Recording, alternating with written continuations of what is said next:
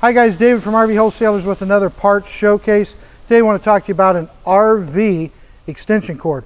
We don't want you to use that normal house extension cord, okay? We want you to use an RV extension cord. Why? The house extension cords are not meant to pull the power that your RV needs to run an air conditioner, to run the furnace, to run all the things that you run.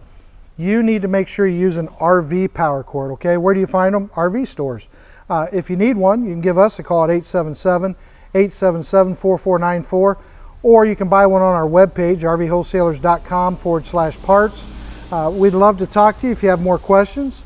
We already gave you the number. Just give us a call, and please make sure that you subscribe to our YouTube page for more videos like this.